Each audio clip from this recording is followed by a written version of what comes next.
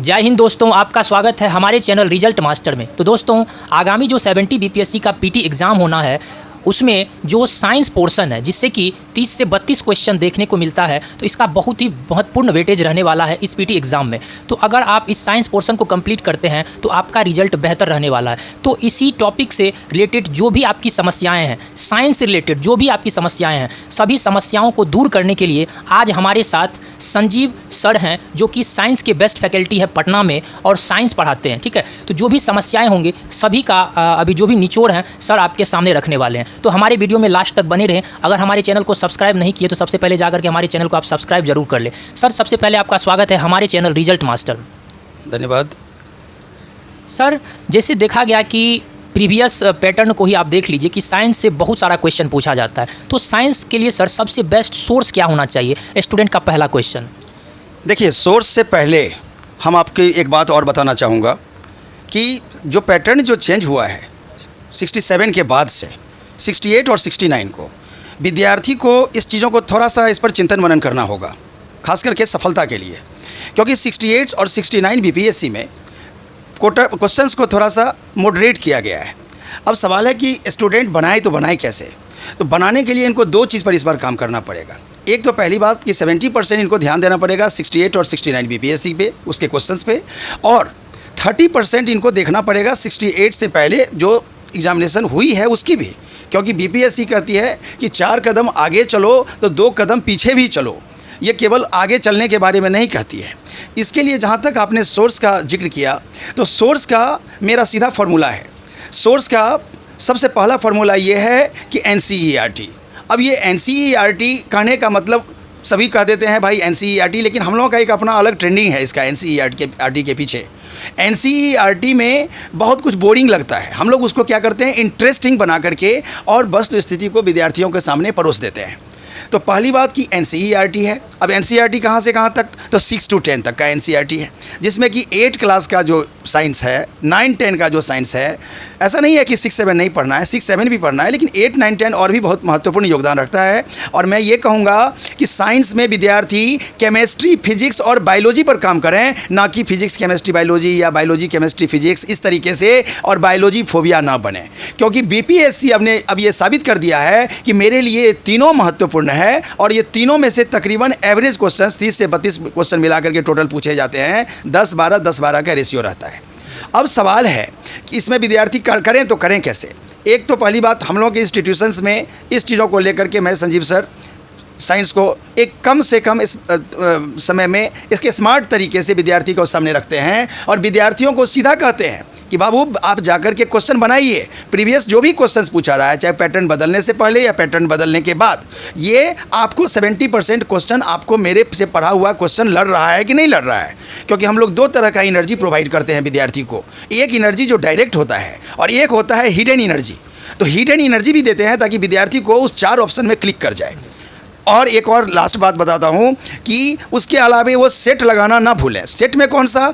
तो previous questions और घटना चक्र में जो क्वेश्चंस हैं उसमें आपको एनालिटिकल तरीके से हमारी इंस्टीट्यूशन भी इसके लिए प्रोवाइड करेगी और कर रही है। और घटना चक्र और प्रीवियस क्वेश्चंस दोनों 68, 69 और उसके पीछे वाला, ये दोनों करना पड़ेगा। सर, अगर नया क्वेश्चन एग्जाम हॉल में देखने को मिलता है तो उसको विद्यार्थी किस तरह से टैकल करे, उस पर आप कुछ बता दीजिए। देखिए, नया क्वेश्चन कुछ भी नहीं होता है, पहली बात तो मैं ये कहूँगा। क्योंकि कुछ भी पूछेंगे तो वो पूछेंगे उसी से रिलेटेड। मैं विद्यार्थियों को सीधा कहता हूँ कि भाई मैं पहले केमिस्ट्री पढ़ाता हूँ, फिर फिजिक्स पढ़ाता हूँ, फिर बायोलॉजी। इसके पीछे कुछ वैज्ञानिक कारण है। अब मैं विद्यार्थी को बोलता हूँ कि भाई मैटर उसका मास्टर की है केमिस्ट्री का, सेल जो है बायोलॉजी का है जो 3रे रैंक पर रखता हूँ, और 2nd रैंक पर मोशन उसका मास्टर की, एक वैसी चाबी जिससे कि वो पूरा केमिस्ट्री, फिजिक्स, बायोलॉजी की खुलती है। अब सवाल है कि नया क्वेश्चन, तो नया क्वेश्चंस के लिए आपको सीधा सा ये करना है कि पहले जो क्वेश्चन बनता है उस क्वेश्चंस को बना लें। उसके बाद एक फार्मूला ज़रूर याद रखें, खास करके बीपीएससी की, कि प्रश्न में ही आंसर छुपा होता है। और क्वेश्चंस को 1 बार से 2 बार से 3 बार आप क्वेश्चंस को बारीकी से पढ़ें, और उसमें आप जब देखेंगे और आपकी इस तरीके की जो पैटर्न पड़ी हुई रहेगी, आपको खुद ब खुद उसमें से आंसर क्लिक होकर के सामने आ जाएगा। उसका कोई और तरीका नहीं है। 2 से 3 बार आपको क्वेश्चन पढ़ना है, और एक चीज़ दिमाग में रखना है कि प्रश्न में ही आंसर बीपीएससी की छुपी होती है, बस। तो सर ये तो हो गया आपको अगर कोई डिफ़िकल्ट क्वेश्चन आता है तो उसको विद्यार्थी किस तरह से हैंडल करे। सर सबसे महत्वपूर्ण सवाल ये है कि एग्ज़ाम बहुत नज़दीक आ चुका है, अभी नोटिफिकेशन नहीं आया है, विद्यार्थी सोच रहे हैं कि नोटिफिकेशन आएगा उसके बाद हम जाके अपना पढ़ाई स्टार्ट करेंगे। तो सर सबसे पहली बात, अगर कोई स्टूडेंट अपना तैयारी पूरा कर चुके, साइंस पोर्शन कंप्लीट हो चुका है, तो वो रिवीजन किस तरह से कर पाए? स्टूडेंट रिवीजन नहीं कर पाते। देखिए, तैयारी होता है दो तरीके का। एक होता है कि विद्यार्थी पूरा पढ़ लिए, और विद्यार्थी के पढ़ने के बाद वो रिवीजन का जो इशू बनता है, रिवीजन के लिए उनको कम से कम समय में उनको दो चीज़ पर काम करना पड़ेगा। एक तो उसके बाद पहले जैसे मैं बताया कि एनसीईआरटी, उसके बाद घटना चक्र, और उसके बाद प्रीवियस क्वेश्चन में 68 69 और उससे पीछे का दोनों को देखना पड़ेगा। उसके बाद करना क्या है कि अब नंबर 1 रैंक पर घटना चक्र को फिर नहीं रखना है, उसके बाद रखना है नंबर 1 रैंक पर जो क्वेश्चंस आपने बीपीएससी की जो आपने बनाया उसको देखना है और उसको प्रॉपर तरीके से फिर बनाना है। और तो और जो महत्वपूर्ण सेक्शन है, जैसे कि आपको सेल है या फिर आपको सेल के तहत जो डिफरेंट जो सिस्टम है, क्योंकि ह्यूमन बीइंग से मैं विद्यार्थी को बोलता हूँ भाई, मानव से 60% क्वेश्चन पूछता है बीपीएससी और 40% क्वेश्चन प्लांट से पूछता है। कुछ महत्वपूर्ण ऐसे ही फिजिक्स में जैसे मोशन चैप्टर है, और मोशन है तो मोशन से उसके बाद हीट है, लाइट है और मैग्नेट है। अब आप देखिएगा कि हीट, लाइट और मैग्नेट में तीनों में कुछ खास चीज़ें हैं जो कि कॉमन पार्ट है। तो कहने का मतलब है कि उस चीज़ों को लेकर के घटना चक्र को फिर दोबारा वो बनाएं, और घटना चक्र में ये देखें कि पहला क्वेश्चंस में अगर हमारा सी ऑप्शन हुआ तो ए, बी और डी में उससे रिलेटेड और क्या क्या क्वेश्चंस है, तो उसको वो क्या करें कि बार बार उस चीज़ों को देखें और साथ में बीपीएससी का देखें।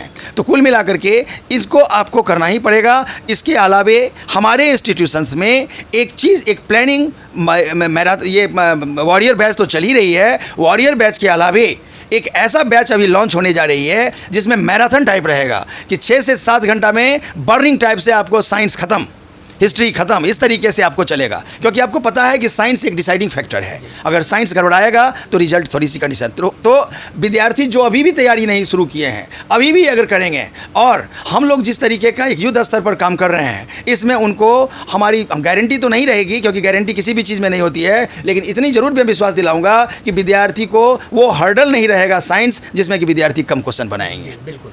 तो सर ये तो हो गया साइंस से रिलेटेड। सर अब देखा गया कि 69 बीपीएससी में कि साइंस तो है ही ठीक है, लेकिन साइंस टेक्नोलॉजी से भी क्वेश्चन पूछा जा रहा है, तो कोई साइंस टेक का पोर्शन धीरे धीरे बढ़ते जा रहा है। अगर 70 बीपीएससी में साइंस टेक से अधिकतर क्वेश्चन अगर देखने को मिलता है, इसको विद्यार्थी किस तरह से हैंडल करे? देखिए, उसके लिए थोड़ा सा आपको करंट से जो रिलेटेड जो न्यूज़ है उसको भी देखना पड़ेगा। अब जैसे मैं विद्यार्थी को बताता हूँ कि भाई आपको दूध जो है, दूध में आप देखते हैं कि जो अल्ट्रासोनिक जो रे है, पराश्रवित तरंग है, उससे भी इम्प्यूरिटीज़ को जो है बैक्टीरिया को मारने में हेल्पफुल होता है। और अभी मैं विद्यार्थी को उसी समय में एक क्वेश्चन बता दिया कि बाबू आईआईटी मद्रास जो है एक ऐसा टैबलेट विकसित किया है जिसमें कि दूध में क्या इम्प्यूरिटीज़ है उसको बिल्कुल लेकर के काम कर रही है। तो कहने का मतलब है कि पहले तो आप ओल्ड जो चीज़ें जो ट्रेडिशनल है उस पर इम्प्लीमेंट करें, और उससे जो रिलेटेड जो अभी रिसर्च 6 महीना साल भर में जो आया है उस पर भी वर्क करना है, लेकिन पहले वो ना करके इसको करते हुए और उसके बाद उससे रिलेटेड क्वेश्चंस, क्योंकि हर चीज़ में वो साइंस टेक नहीं है, साइंस टेक भी है कुछ खास चीज़ों पर है, उसको लेकर के जो करंट का है तो उसके लिए भी हमारी इंस्टीट्यूशन और हम उसके लिए जो है जहाँ पर वो चीज़ें आ रही है उसको लेकर के विद्यार्थियों को आगाह करता हूँ और उसको बताता हूँ। तो सर साइंस पोर्शन में ये तो हो गया कम्प्लीटली आपका साइंस टेक वाला पोर्शन। साइंस टेक के अलावा जो हमारा नॉर्मल अभी इन्वायरमेंट है उससे रिलेटेड भी क्वेश्चन बहुत सारा पूछ लिया जाता है, बहुत सारे पूछे जाते हैं। हाँ, तो उसको विद्यार्थी किस तरह से हैंडल करे? नॉर्मल इन्वायरमेंट में जैसे क्वेश्चन हम ये लोग जैसे 2-4 दिन पहले, एक सप्ताह पहले विद्यार्थियों को केमिस्ट्री पढ़ा रहा था, क्योंकि मैं पहले केमिस्ट्री पढ़ाता हूँ, फिर फिजिक्स पढ़ाता हूँ, फिर बायोलॉजी, और उसके पीछे मैं बताता हूँ कि मैं क्यों केमिस्ट्री पहले स्टार्ट करता हूँ, उसके पीछे कॉज है, तर्क है। तो विद्यार्थी बहुत, एक तो 50% विद्यार्थी अभी भी बायोलॉजी फोबिया से निकले नहीं हैं, उनके दिमाग में एक ही बात रहती है कि भाई बायोलॉजी ज़्यादा पूछता है, और इसी को बीपीएससी ने फॉलो किया, बराबर बैलेंस करने की कोशिश किया, जैसा कि आप देखेंगे 68 और 69 बीपीएससी में। तो मेरा कहने का मतलब है कि जो क्वेश्चंस आपका इससे रिलेटेड जो भी आ रहा है उस क्वेश्चंस को आपको नॉर्मल क्वेश्चंस, जैसे कि आपने नॉर्मल क्वेश्चंस का जिक्र किया, तो नॉर्मल क्वेश्चंस में जैसे देखिए अभी वर्तमान में लॉ के साथ इरिटेशन की प्रॉब्लम आती है। अब इरिटेशन की प्रॉब्लम क्यों आती है? तो भाई इसका मतलब है कि कार्बन डाइऑक्साइड बढ़ रहा है, और कार्बन डाइऑक्साइड बढ़ रहा है इसका मतलब वातावरण में पेड़ पौधे क्या हो रहे हैं, कट रहे हैं। अब पेड़ पौधे कट रहे हैं, इरिटेशन की प्रॉब्लम आ रही है, यानी हमारे शरीर में ऑक्सी हीमोग्लोबिन के जगह पर क्या हो रहा है, कार्बोक्सी हीमोग्लोबिन का फॉर्मेशन हो रहा है।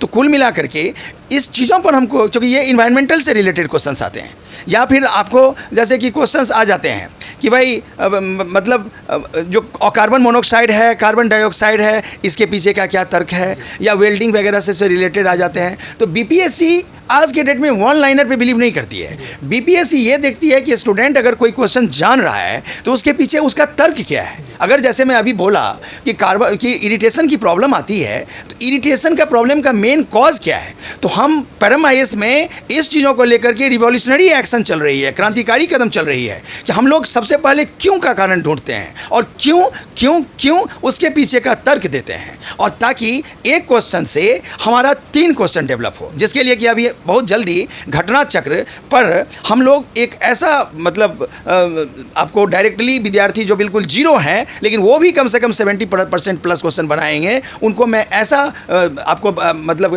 ये क्या कहते हैं मैराथन क्लास शुरू कर रहा हूँ जो भाई 6 से 7 घंटा में घटना चक्र पर, केमिस्ट्री, फिजिक्स, बायोलॉजी पर एक ऐसा डिस्कशन दूँ जिसमें कि भाई पहला का बी हुआ तो बी क्यों हुआ, ए, सी और डी से रिलेटेड और कौन कौन से क्वेश्चन निकल सकते हैं, कौन से क्वेश्चंस की और भी संभावनाएं बनती है। इस तरीके से पूरा का पूरा क्वेश्चन का पोस्टमार्टम करने का, घटना चक्र का जितना भी पीसीएस है और साथ में बीपीएससी का जो प्रीवियस क्वेश्चंस है उसका, इसको लेकर के हम लोग जो है कम समय में विद्यार्थियों को जो ऑनलाइन और ऑफलाइन है इस सभी को मैं ये बेनिफिट हम लोग देने जा रहे हैं। सर लास्ट और आखिरी सवाल कि 70 बीपीएससी के लिए अब बहुत ही कम समय बचा है, जैसे नोटिफिकेशन आएगा उसके बाद एग्ज़ाम लेना है, तो सर इस कम समय में टाइम मैनेजमेंट का बहुत ही बड़ा योगदान होता है क्योंकि और सारा पोर्शन है। तो साइंस को लेकर के कितना देर विद्यार्थी स्टडी डेली बाय डेली करे कि उसका साइंस पोर्शन लगभग में कंप्लीट हो जाए? देखिए, इसके लिए हम डायरेक्टली साइंस पे नहीं बोलेंगे क्योंकि इसको आपको 2 कैडर में टेक्निकली डिवाइड करना पड़ेगा। जैसे कि हिस्ट्री हुआ, साइंस हुआ, करंट अफेयर हुआ और बिहार हुआ, इसको आप ग्रुप ए में रखें, बाकी को ग्रुप बी में रखें। अब प्रॉब्लम विद्यार्थी के साथ ये होती है कि भाई कोई सब्जेक्ट मैक्सिमम देखते हैं क्या कि विद्यार्थी क्या करते हैं कि भाई मतलब कि अगर हिस्ट्री ये पढ़ रहे हैं तो हिस्ट्री को आपको लगातार 15 दिन 10 दिन तक पढ़ रहे हैं, साइंस पढ़ रहे हैं तो साइंस पर ही पढ़ रहे हैं, बाकी सब्जेक्ट छूट रहा है। तो आपको एक ग्रुपिंग वाइज करके एक नंबर ऑफ क्वेश्चंस के अकॉर्डिंगली आपको टाइम को मतलब मैनेजमेंट करना पड़ेगा, और इसके लिए आपको ध्यान ये रखना पड़ेगा कि भाई मोर क्वेश्चंस है। कुल मिलाकर के हिस्ट्री, साइंस और करंट अफेयर और बिहार आप देख रहे हैं तो ये मिलाकर के तकरीबन 90 से 100 क्वेश्चंस आ जा रहा है।